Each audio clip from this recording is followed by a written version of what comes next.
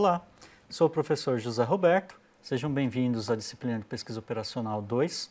Essa é a nossa aula de número 8, para fechar a segunda semana da disciplina. Okay? E nessa aula nós vamos ver o problema do caixeiro viajante, continuar com ele, né? Mas ver sua formulação algébrica e uma heurística para resolver ele. Bom, métodos de solução que a gente poderia aplicar, né? Os métodos de otimização, tentar garantir a solução ótima de um problema, né?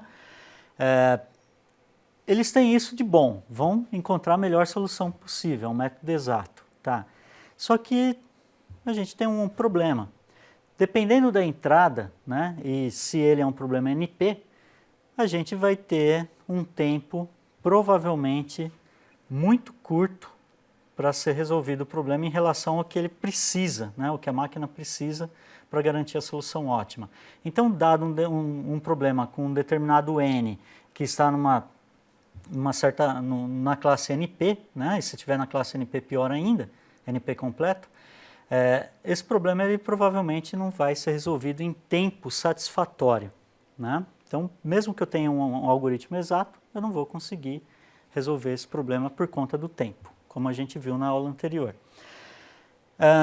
Então, para isso a gente usa, para esses problemas a gente costuma usar métodos heurísticos. Métodos heurísticos, na verdade, como heurística, a gente tem que... é um algoritmo, tá?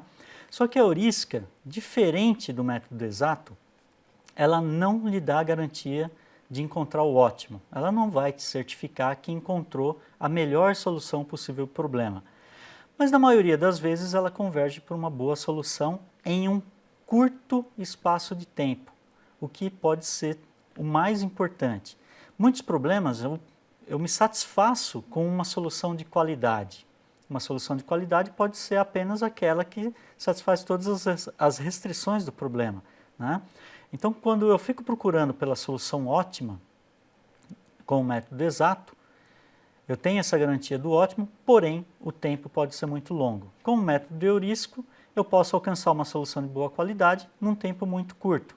E sim, claro, existem autores na literatura, e isso já está repleto de estudos, né, que eles fazem uma combinação, um método heurístico para conseguir rapidamente uma solução de qualidade e aplica-se depois um método exato para convergir para a solução ótima, né?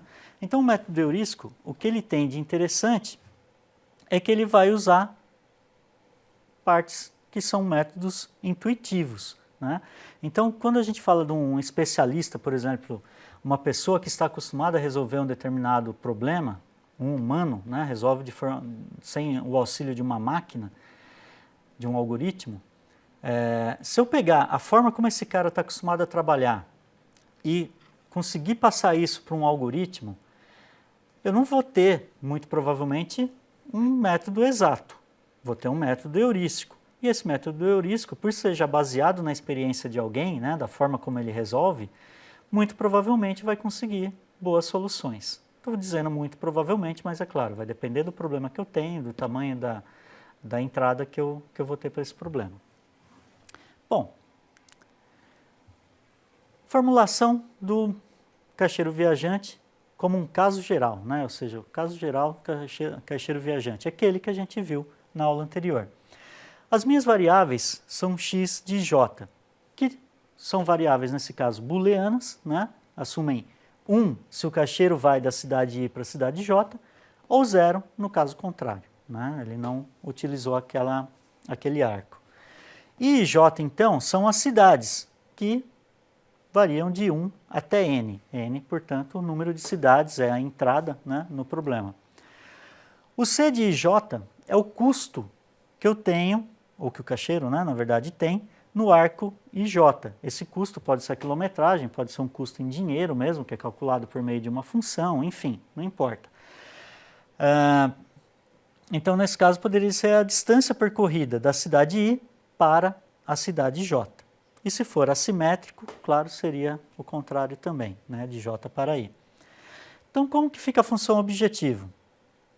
Eu vou minimizar o custo, né, é de certa forma um problema de transporte, né, não estou transportando mercadoria, mas ele está visitando as N cidades. Então, minimizo o custo, né, que vocês olhem pela função objetivo, a gente já viu esse custo anteriormente, né? Essa mesma formulação, ok? Então, passeio por todos os arcos e vou tentar obter o menor custo possível. Só que, claro, se eu não tiver nenhuma restrição, esse não vai existir, né? Nenhuma variável vai assumir valor 1, porque qualquer variável que assuma o valor 1 já significa custo. Então, eu preciso colocar restrições para que exista um caminho, né? Eu preciso que o caixeiro ele saia de uma cidade e visite todas as outras. Sem restrições, ele não vai visitar nenhuma, ele não sai da cidade, né? Então, essas duas primeiras restrições, elas vão significar, no caso da primeira restrição, né, que a cada cidade J vai chegar apenas um arco. Sim, né, eu não quero que chegue mais de um arco lá, porque senão significa que o caixeiro chegou 2 vezes naquela cidade. Não é isso que eu quero. A outra restrição é que de cada cidade I sai apenas um arco. Então ele esteve na cidade e ele saiu de lá apenas uma vez, né? Então até mesmo no caso da cidade, vamos pegar que ele sai da cidade A, né? Ele tem que retornar a A no final. Então ele saiu uma única vez e chegou apenas uma única vez, tá? E aí a gente tem as restrições de não negatividade, mas que na verdade são de números binários, né? Não, booleano. Ok, só que se eu trabalhar apenas com essas restrições, eu vou ter um probleminha que é das subrrotas. Então vamos olhar aqui. Bom, o que são as subrrotas? Nesse quadro, né, nesse slide, a gente tem ilustrado lá um conjunto de 6 cidades, né? Cidades de A até F, e eu também tenho, assim como no problema que eu apresentei na aula anterior, eu tenho arcos, né, ligando cada cidade a qualquer uma das outras cidades e existe um custo que eu não coloquei aqui, porque não cabe nesse momento, né? E as subrrotas, imagine que a solução por meio daquele algoritmo fosse, né, ele ir de A para B, por exemplo, e de B para C, né? E aí ele teria que já retornar para A. E aqui a gente teria uma outra subrrota, D, F, E. Bom, isso não atende, né, o problema que a gente estipulou, né? Então, só aqueles conjuntos de restrições, aquele conjunto de restrições não é suficiente. A gente precisa eliminar as possíveis subrrotas que apareçam se a gente mantiver somente aquelas restrições. Então, dado um subconjunto S que está contido em N, né, deve-se limitar o número de variáveis associadas a cidades, né, que podem receber valor diferente de 0, ok? Então a gente coloca mais essa restrição no problema e aí a gente vai conseguir resolver o problema, ok? Então o modelo algébrico, a formulação dele, vai ficar dessa forma, tá? Bom, vamos ver alguns métodos heurísticos agora. Alguns não, né? Vamos ver um método aleatório e um método heurístico, qual a diferença que pode dar entre eles, né? Então vamos começar com aquela figura da aula anterior do problema do caixeiro viajante simétrico, né? E aí a gente tem os custos associados, né, a cada arco. Ok. Vamos começar de uma forma, entre aspas, né, aleatória. A gente não vai colocar nenhum gerador aqui em tempo real, né? Então, um entre aspas aleatório. Propositalmente feito para que o exemplo do professor, né, seja significativo. Então, digamos que esse caixeiro viajante ele vai partir da cidade D e, claro, terá que retornar a esta mesma cidade. Então, enquanto ele está em D, o custo até o momento é 0. Tá? Aí ele se locomove aleatoriamente, né, para C. E quando ele se locomove para C, percebam só, de D até C existe um arco com custo de 14. Então ele está pagando 14 quilômetros ou dinheiro, enfim. Aí o terceiro movimento, ou segundo movimento, né, para a terceira cidade, que é B. Para B, ele está em C, né? Então, de C para B, ele paga um custo de 11, chegando a 25. A próxima cidade que ele vai, aleatoriamente, é A, né? que tem um custo de B para A de 9. Então, ele vai alcançar 34, tá ok? Uma próxima cidade, E, que seria a única que está faltando, que ainda não foi visitada. Lembre que assim, enquanto você está se movimentando, o caixeiro está se movimentando, ele nunca visita mais de uma vez a mesma cidade, né? Ele tem que visitar todas mais uma única vez, tá? Então, ele não tinha mais alternativa, ele teve que ir a E, né? E aí ele pagou o custo de se locomover de A até E, que era um custo grande, era um custo de 17.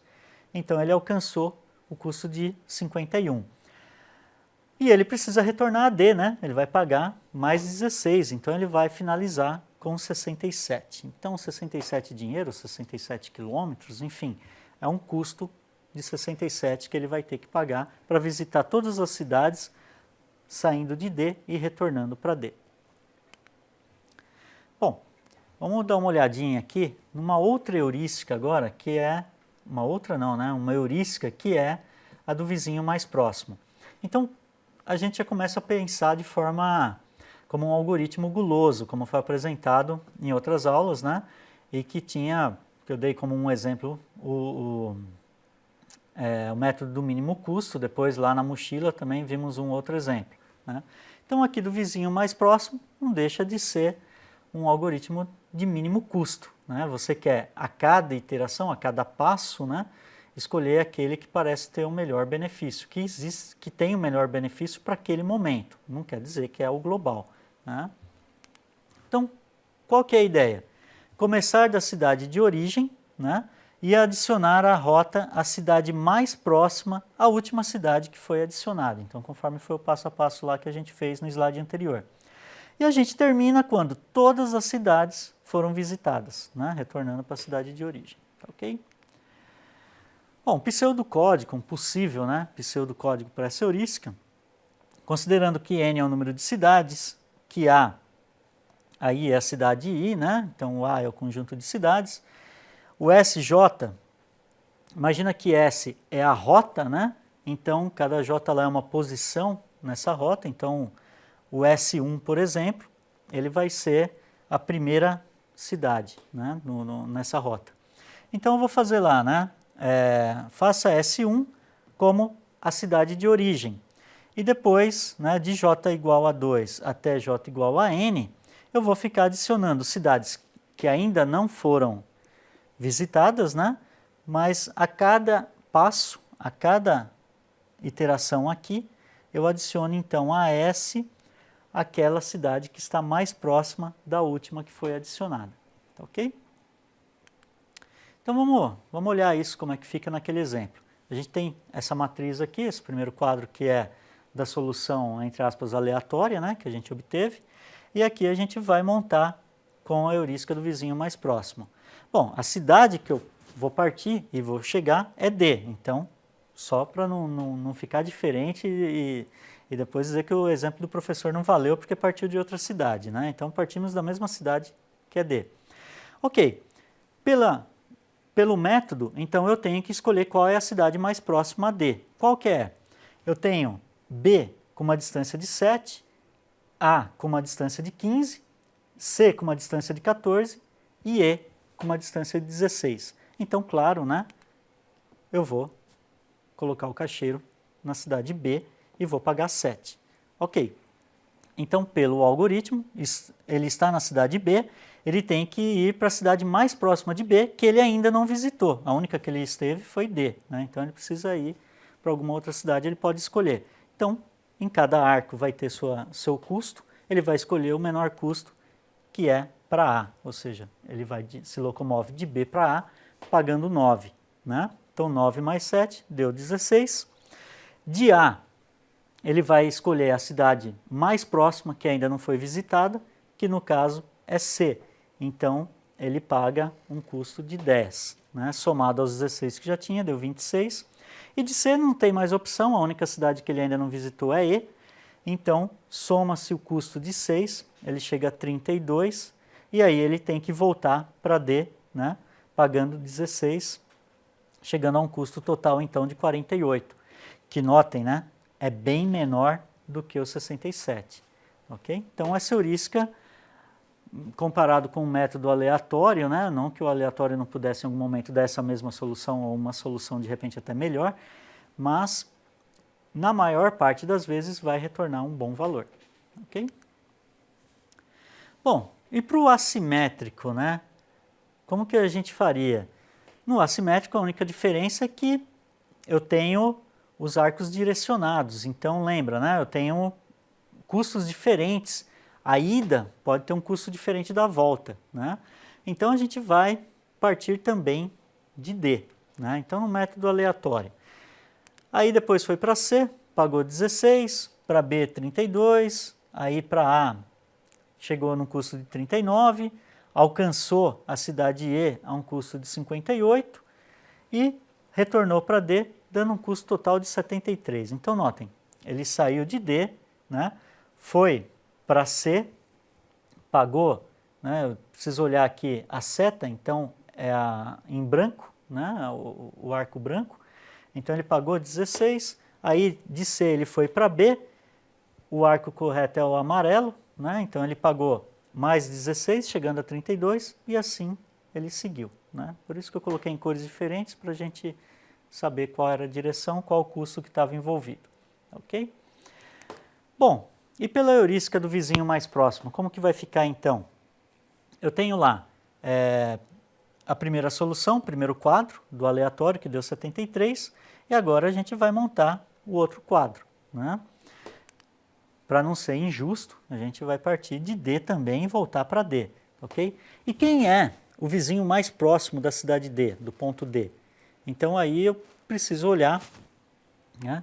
De D para B é o arco amarelo, né? Eu pago 5, ou ele paga 5.